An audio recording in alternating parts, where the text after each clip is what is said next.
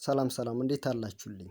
ስለ ትውፊት በእንግሊዘኛ አጠራሩ ፎክሎር ምንነት ምን ያህል ታውቃላችሁ? መልካም።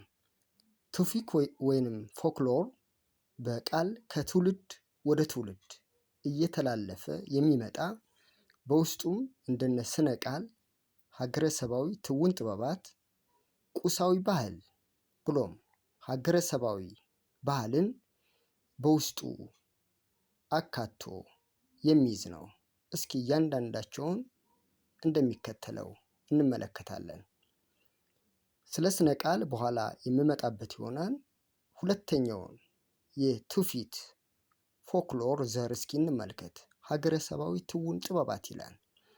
በሀገረሰባዊ ትውን ጥበባት ውስጥ የሚካተቱት የትውፊት ዘውጎች ወይንም ዘሮች ልክ እንደ ሀገረሰባዊ ዳንስ ብሎም ሀገረሰባዊ ድራማ አይነቶች በዚህ የትውፊት ዘውግ ውስጥ ይካተታሉ።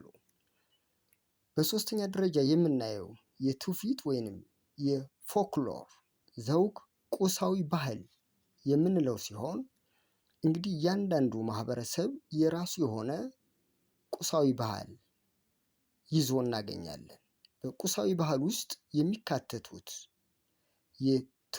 የትውፊት ወይንም የፎክሎር ዘሮች ልክ እንደ ባህላዊ የምግብ አሰራር ብሎም ባህላዊ የአጥር አሰራር አይነቶች በቁሳዊ ባህል ውስጥ ይካተታሉ።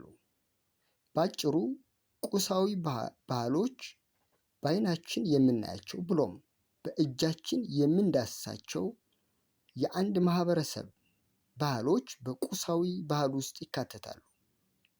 በአራተኛ ደረጃ የሚመደበው የትውፊት ወይንም ፎክሎር ዘውግ ሀገረሰባዊ ባህል የምንለው ሲሆን በዚህ የትውፊት ዘውግ ውስጥ ደግሞ ልክ እንደ ሀገረሰባዊ መድኃኒት ብሎም ሀገረሰባዊ ሃይማኖት አይነቶች በሀገረሰባዊ ባህል የትውፊት ዘውግ ውስጥ ይካተታሉ።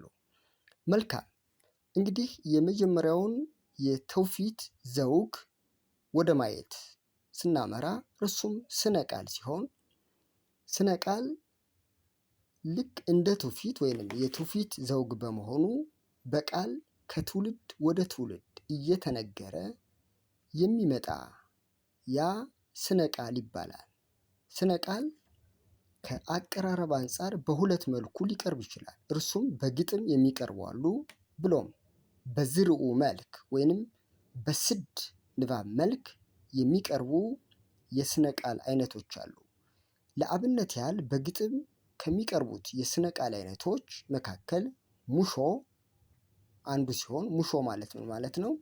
በሀዘን ወቅት የሚባል የሀዘን ግጥም እርሱ ምን ይባላል? ሙሾ ይባላል። ሌላው በግጥም ከሚቀርቡት የስነ ቃል አይነቶች መካከል የስራ ዘፈኖች የሚገኙበት ሲሆን እነዚህ የስራ ዘፈኖች የምንላቸው በአጨዳ ጊዜ የሚባሉ ሊሆኑ ይችላሉ።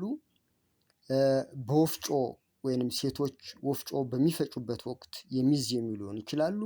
እንዲሁም ፉኮራና ቀረርቶ የምንላቸው ማለትም በሰርግ ወቅት የሚባሉ የግጥም አይነቶችም ሊሆኑ ይችላሉ። ሌሎችም ይገኛሉ። ሌሎች በግጥም ከሚቀርቡት ውስጥ የልጆች ጨዋታ ግጥሞችም ሌሎቹ ናቸው። ምን ማለት ነው?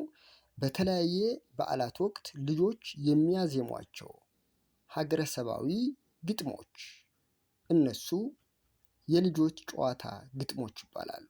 መልካም።